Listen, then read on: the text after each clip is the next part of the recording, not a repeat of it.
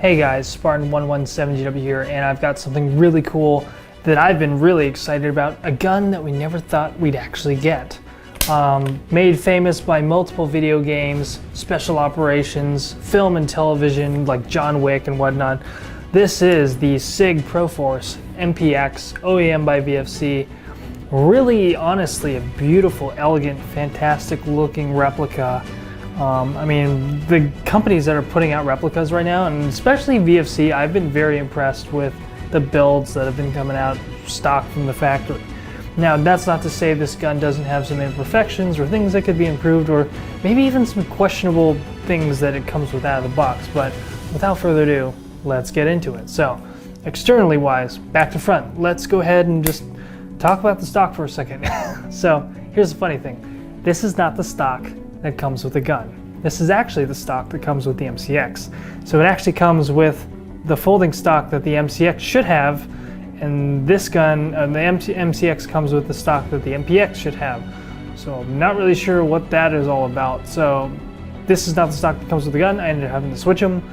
I don't know why, but both stocks are built very well. So you honestly not wrong if you have one or the other. It's just, honestly, this is the stock that's really designed, purpose-built, really meant for this gun.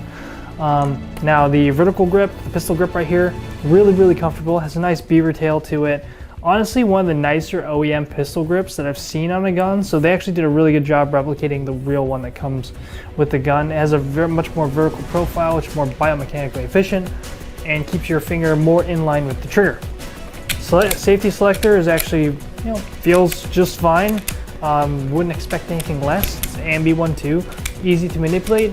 Maybe could use like a little more resistance, but doesn't really come out of place too easy, and it doesn't like come out of sync either. The controls over here, like the magazine release, everything works really fine. It has Ambi mag release on both sides. One note about the magazines is like there's not a lot of extra magazines, so if you want to go to like a Milsim game, like you basically have to buy another gun to get a magazine. So this is kind of, as of the time of this video, there's like a mag shortage because there are no spare magazines to buy, which is kind of the downside, because it's like, well, you want people to go play with this gun, but they only got the one mag that comes with the gun. So kind of tricky right now with that. That and the way you insert the magazine, you have to be very deliberate with it.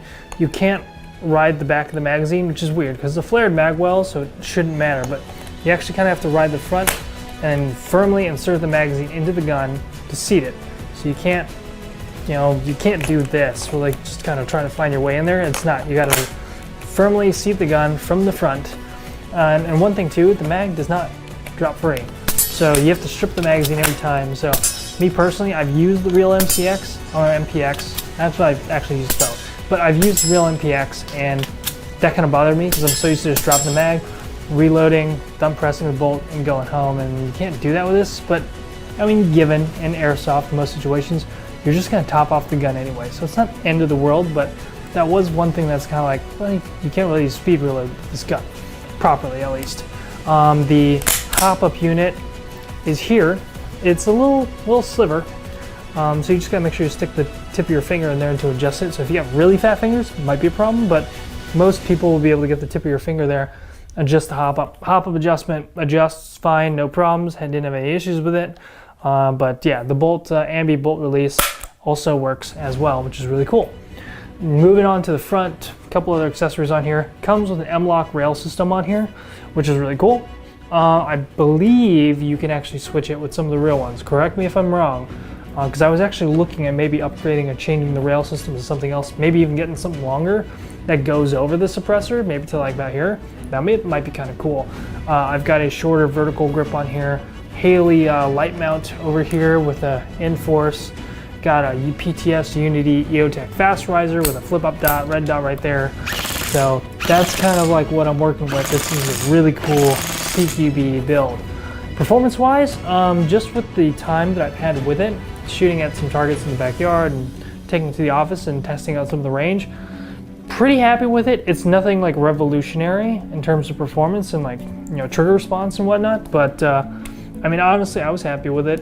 You put an 11.1 LiPo up here in the front, kind of limited space, not as limited as the MP7, but still, like, Battery space could be more to be desired, but honestly, you can't really blame the designers, because where the hell are you gonna put the battery in this gun? Like where? Unless you like put it up here, so figure out a way to put it up here, but then you gotta break down the whole gun somehow. So that's a whole another discussion for another time. But then shooting it at a range, it did pretty reasonable. I think we ranged our area behind my shop is about like 56 meters or so. I can't remember what the footage distance that is, if that's like 160 or 170 feet or something like that. But getting relatively decently consistent hits on a man-sized target at that distance, which this gun is honestly like a CQB gun. This gun will work just fine in any kind of arena or CQB place or whatnot.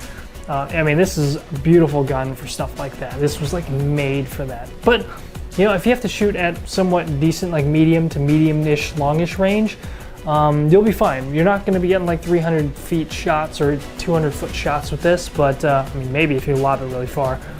But no, I think for what this gun was intended to do, it'll do those things very well. FPS wise, it was about 356, so a little shy over the CQB limit, but I think honestly you'll probably be good at most fields. So if you are a fan of this gun, which if you're not, you're kind of crazy, you will like this gun. I mean, this gun was kind of designed to replace the MP5 but have AR controls, which is one of the reasons why I really like it. If you're a fan of this gun, you're gonna love this gun. It's a great gun. Just make sure you get it while you can, if it's even still in stock. I got this one from eBay, so make sure to check it out on the website. If you guys want to see more stuff about this gun, feel free to check out my social media. I'll be doing some more training, some more events, some more gameplay with this, especially when more mags become available, as at least at the time of this video, mags are not readily available. But so far, really loving this gun. This thing is just beautiful, it's sexy, it's gorgeous. What can I say? It's a SIG MPX. So thank you guys for watching. This is Spartan 117GW. I'll see you guys next time.